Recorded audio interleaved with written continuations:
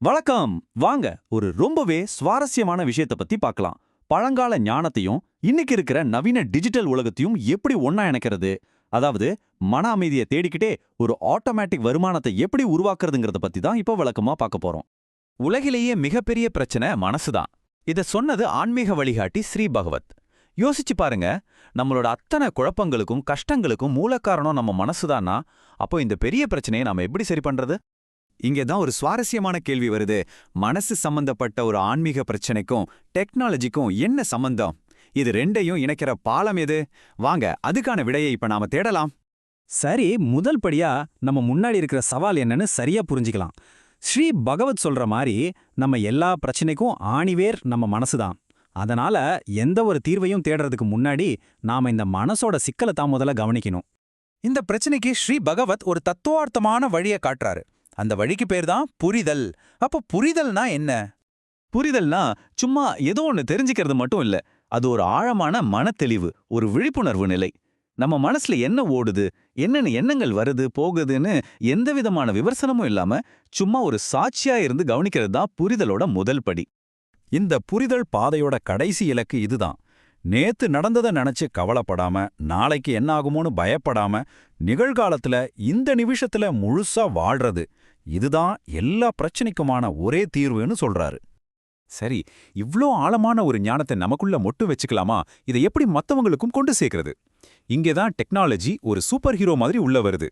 இந்த ஞானத்தை நாம ஒரு டிஜிட்டல் பொருளா மாத்தும்போது அது உலகத்துல இருக்கிற நிறைய பேரை சென்றடைய ஒரு வாய்ப்பு கிடைக்குது. இந்த ஞானத்தை பல டிஜிட்டல் வடிவங்கள்ல கொண்டு வரலாம். உதாரணத்துக்கு ஒரு மனப்புரிதல் கோர்ஸ், ஒரு வீடியோ புத்தகம், இல்லனா ஒரு 30 நாள் வாட்ஸ்அப் நியூஸ் லெட்டர்ன்னு இப்படி பல வழிகள்ல இந்த அறிவை நாம மத்தவங்களுக்கு கொடுக்க முடியும். இதை இன்னும் தெளிவா புரிஞ்சிக்க ஒரு உதாரணம் பார்க்கலாம். இந்த வீடியோ புத்தகம் மாதிரி ஒரு டிஜிட்டல் ப்ராடக்டோட விலை 488 ரூபாய்னு வச்சுக்குவோம். பாத்தீங்களா, ஒரு சின்ன முதலீட்டுல எவ்ளோ பெரிய ஒரு அறிவை மத்தவங்களுக்கு கொடுக்க ஒரு வாய்ப்பு உருவாகுது. உங்க ஞானத்தை பகிர்ந்துக்கிறதுக்கும் உங்க மனசை சுதந்திரமா வச்சுக்கிறதுக்கும் நடுவுல ஒரு பாலம் வேணும் இல்லையா? அந்த பாலம் தான் டெக்னாலஜி, குறிப்பா ஆட்டோமேஷன். யோசிச்சு பாருங்க, நீங்க நிகழ்காலத்துல வாழலான்னு அமைதியா இருக்கீங்க. ஆனா ஒவ்வொருத்தர் காசு கட்டும் போதும் அவங்களுக்கு லிங்க் அனுப்பணும், பணம் வந்துருச்சான்னு பேங்க்ல செக் பண்ணணும். அப்பாப்பா, இந்த மாதிரி சின்ன சின்ன வேலைகளே நம்மள திரும்பவும் பழைய குழப்பத்துக்குள்ள இழுத்துடும். இந்த சவாலை தான் ஆட்டோமேஷன் சரி பண்ணுது. அந்த சவாலை ஜெயிக்க இப்போ நாம இந்த விளக்கத்தோட முக்கியமான கட்டத்துக்கு வரோம். உங்க ஞான பகிர்வை முழுசா ஆட்டோமேட்டிக்கா மாத்துறதுக்கு ஒரு தெளிவான 5 படி வரைபடம் இப்ப பார்க்க போறோம். இந்த 5 ஸ்டெப்ஸை ஃபாலோ பண்ணா போதும் உங்க விற்பனை முழுசும் ஒரு தானியங்க சிஸ்டமா மாறிடும். இதனால உங்க மனசு தேவையில்லாத வேலைகள்ல இருந்து விடுபடும். வாங்க ஒவ்வொரு ஸ்டெப்பா இதை எப்படி பண்றதுன்னு பார்க்கலாம். நம்ம முதல் படி ஃபவுண்டேஷன் போடுற மாதிரி. அதாவது நீங்க விற்க நினைக்கிற டிஜிட்டல் ப்ராடக்ட்டை, உதாரணத்துக்கு இந்த வீடியோ புத்தகத்தை, உங்க ஆன்லைன் ஸ்டோர்ல ஒரு பொருளா சேர்க்கணும். உங்க ஆன்லைன் ஸ்டோர்ல ப்ராடக்டோட பேரு, விலை, அப்புறம் ஒரு நல்ல கவர்ச்சியான படம், இந்த விவரங்கள் எல்லாம் கொடுத்துட்டு கடைசியா சிங்க் பட்டனை தட்டினா போதும். இது உங்க வாட்ஸ்அப் கேட்லாக்ல அப்டேட் ஆகிடும். அடுத்து கஸ்டமர் பணம் கட்டினதும் அவங்களுக்கு என்ன மெசேஜ் ஆட்டோமேட்டிக்கா போகணும், அதை இப்ப நாம உருவாக்க போறோம். உங்க டெம்ப்ளேட் பகுதியில ஒரு சின்னதா நன்றி சொல்ற மாதிரி ஒரு மெசேஜ் டைப் பண்ணுங்க. அதோட உங்க டிஜிட்டல் ப்ராடக்ட்டுக்கான கூகுள் டிரைவ் இல்லனா வெப்சைட் லிங்கை சேர்த்து ஒரு மெசேஜா ரெடி பண்ணி சேவ் பண்ணிடுங்க. அவ்வளவுதான். இப்ப நாம பார்க்க போறது தான் இந்த முழு சிஸ்டத்தோட மூளை. பணம் செலுத்துறதையும் ப்ராடக்ட்டை டெலிவரி பண்றதையும் இணைக்கிற முக்கியமான இடம் இதுதான். இதுக்கு பின்னாடி இருக்கிற லாஜிக் ரொம்ப சிம்பிள்ங்க. ஒரு கஸ்டமர் ஒரு குறிப்பிட்ட ப்ராடக்ட்டுக்கு பணம் செலுத்திட்டா சிஸ்டம் ஆட்டோமேட்டிக்கா நம்ம ஏற்கனவே ரெடி பண்ணி வச்ச டெலிவரி மெசேஜ் அவங்களுக்கு அனுப்பிடும். இதை ஒரு தடவை செட் பண்ணிட்டா போதும், அப்புறம் எல்லாமே தானா நடக்கும்.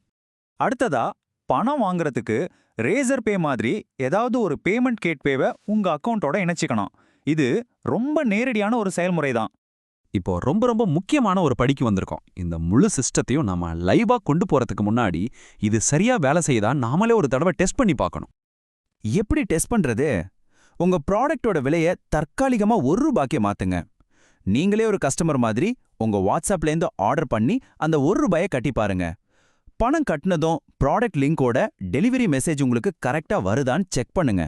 எல்லாம் பக்காவா இருந்தா திரும்பவும் விலையை ₹488 மாத்திடலாம். இப்போ பாருங்க, நாம எங்க ஆரம்பிச்சோமோ அங்கேயே திரும்ப வந்திருக்கோம். இந்த டெக்னாலஜி சிஸ்டம் வெறும் பணம் சம்பாதிக்கிறதுக்கு மட்டும் இல்ல, இது உங்க நேரத்தையும் சக்தியையும் மிச்சப்படுத்துது. திரும்ப திரும்ப செய்யற சின்ன சின்ன வேலைகள்ல இருந்து உங்க மனசை விடுவிச்சு நீங்க அந்த புரிதலோட நிகழ்காலத்துல வாழ்றதுக்கு இது உதவுது. டெக்னாலஜிங்கிறது ஞானத்துக்கு எதிரானது கிடையாது. அது ஞானத்தை அடையறதுக்கும் அதை மத்தவங்களோட பகிர்ந்துக்கிறதுக்கும் ஒரு சக்தி வாய்ந்த கருவி. இப்போ நீங்க சிந்திக்க வேண்டிய கேள்வி இதுதான்: உங்க நேரத்தை வீணடிக்கிற எந்த வேலையை ஆட்டோமேட் செஞ்சு உங்க பொன்னான நிகழ்காலத்தை நீங்க மீட்டெடுக்க போறீங்க?